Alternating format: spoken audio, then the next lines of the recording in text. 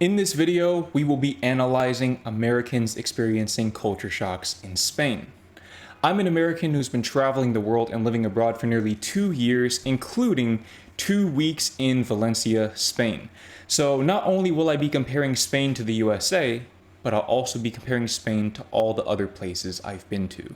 Hardest part about adapting to Spanish culture for me when I moved to Spain was not the language, it was not the food, it was not even the lifestyle. It was figuring out when to show up to things with my Spanish friends. They would always invite me saying, okay, la fiesta empieza a las 9, okay? And in my little silly, giddy, gringa, güera, American brain, I thought, si la fiesta empieza a las 9, llego, no sé, como a las 9:30, 9:15, maybe. And every single time I showed up to these parties, I would be the first person to show up, the first person every single time. And I even started coming like an hour late, an hour and a half late, and every time I was still the first person there. That is so embarrassing for me as an American, okay? You know how awkward it is to be la primera persona en la fiesta?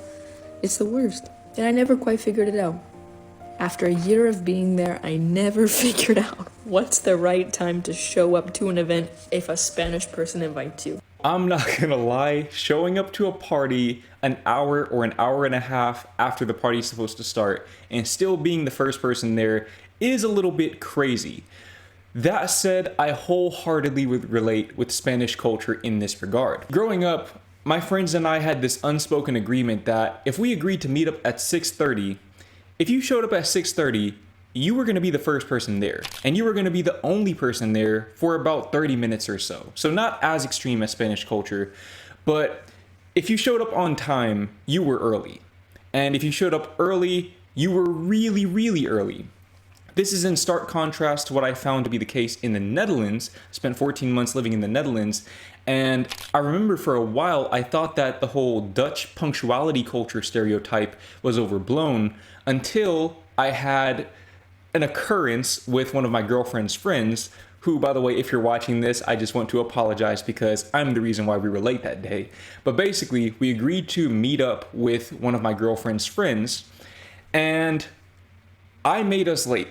Now, to me, it wasn't that big of a deal because, again, growing up with my friends, if you were on time, you were about 30 minutes too early. We agreed to meet up at a certain time, and we probably showed up around 15-ish minutes late, maybe 20 minutes late at the absolute most, and she was waiting for us, and we went to a different city in the Netherlands. We all had fun, we had a great time, and then later on, that friend texts my girlfriend basically saying that she felt like we disrespected her time by showing up so late, amongst other things. It really caught me off balance because, again, I'm just not accustomed to that. I think I fall somewhere in the middle of the spectrum.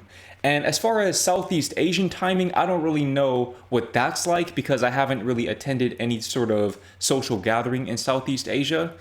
But I have to imagine that it's pretty similar to Spanish culture as well. Maybe not quite as extreme as Spanish culture in this regard, but I kind of have this belief, and correct me if I'm wrong in the comments because maybe there are some counter examples to this, but I believe that warmer climate places tend to have this view on punctuality.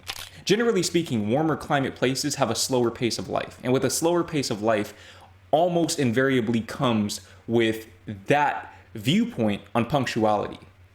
And maybe it's because from a practical standpoint, people don't like to wait in the cold. So a place like the Netherlands or Norway, so on and so forth, people don't really want to be made to wait for a long period of time because it's cold and uncomfortable outside.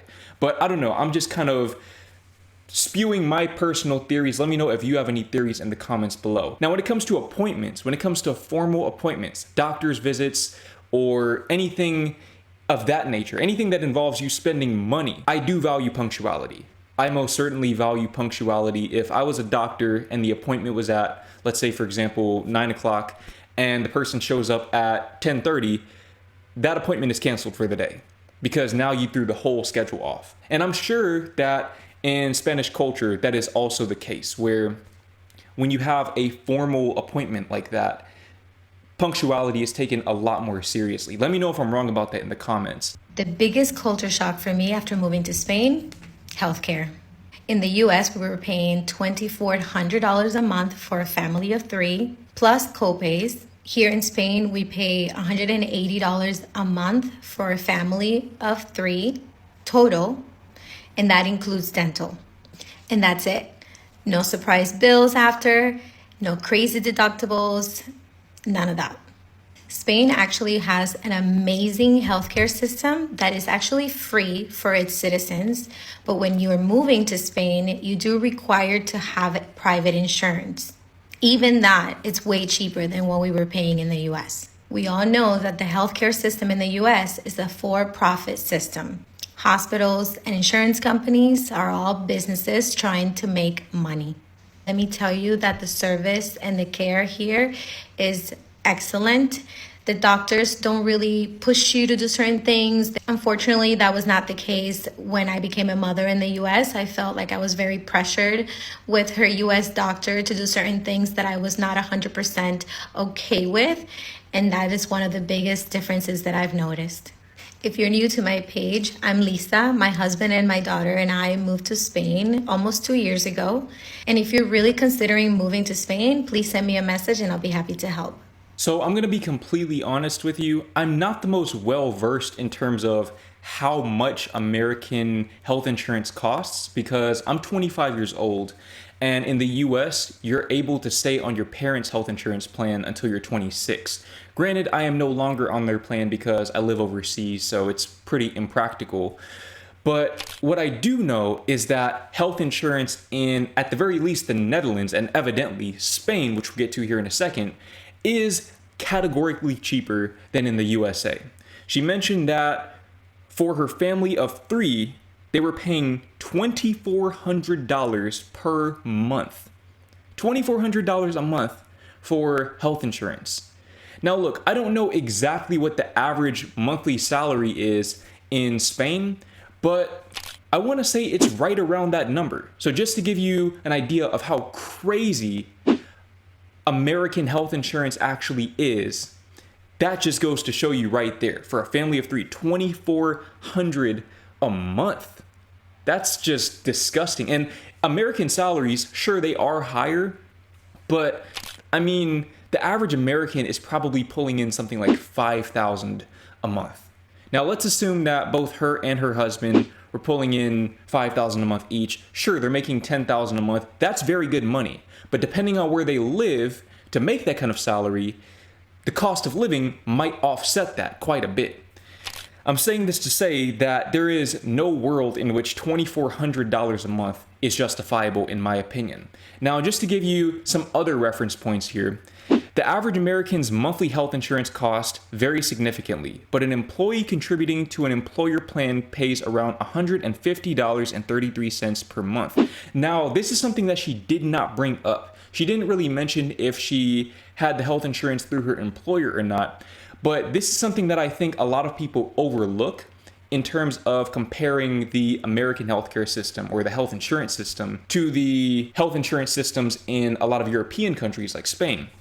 Is that to get a good deal on your health insurance, oftentimes you have to go through your employer.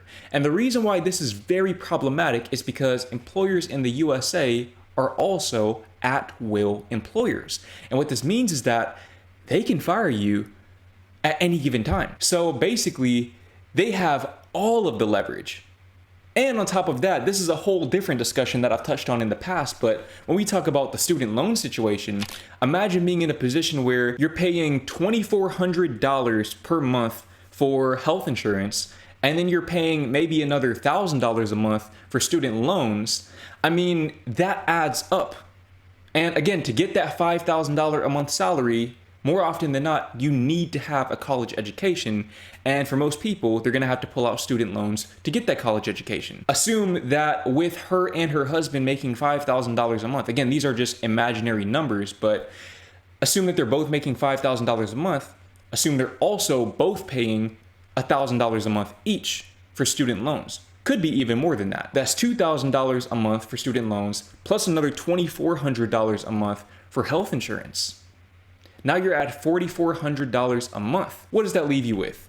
$5,600 divided by 2, I don't know off the top of my head. I think that's what, $2,800 a month for each of them. Now you're closer to the average Spaniard salary, except you have a lower quality of life. This is why for me, the math of living in America doesn't make sense.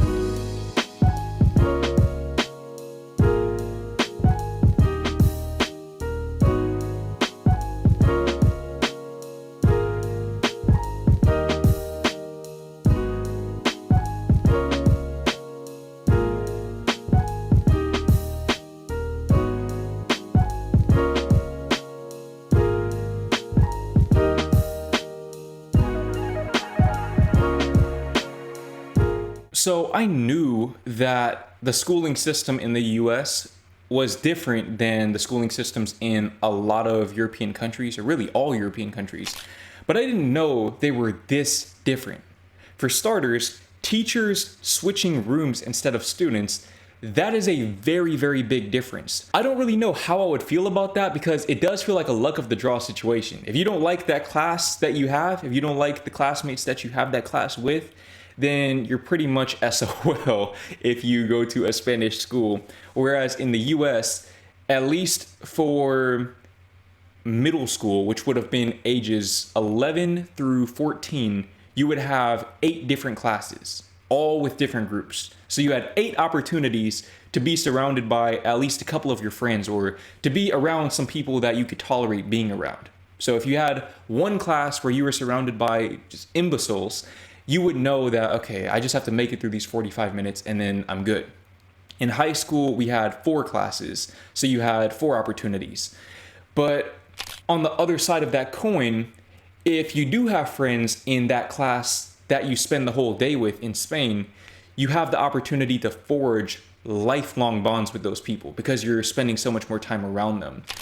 I know that in the US, lunchtime is actually where you sort of spend the most time with a lot of your friends because you may not have any classes with them the whole entire day because you don't get to control what schedule you're given. I don't know if it's like that in Spain. Let me know in the comments if you get to pick your schedule in Spain as a student. But basically, you don't get to pick your schedule in the US. You pick your classes and they assign you a schedule at random. So you would spend lunch with your friends assuming you had the same lunch, but other than that, you might not see them for the whole entire day. Having no lunch in Spain, that kind of shocks me as well. I guess it makes sense given that Spanish people tend to eat a lot later, which, by the way, is another part of Spanish culture that I truly resonate with. The grading scale, that's another interesting one because I know in the Netherlands, they also use a grading scale out of 10. She said that they have an A to F grading scale in the US, and that is partially true, but realistically, we also use a number grading scale. It's just that we use a grading scale to 100. And one thing that I heard about the Dutch grading scale, and I want to know if this is also true about the Spanish grading scale, this is just what my girlfriend told me about the Netherlands, is that it's very rare to get a 10 in a class. Whereas growing up, I would routinely get 100s or 99s in a lot of my classes because they were just really easy to me. And for what it's worth, a passing grade in the US would be 70 or above. But I want to say in the Netherlands, a passing grade is something like 6 or above, or maybe even 5 or above. Definitely not 7 or above.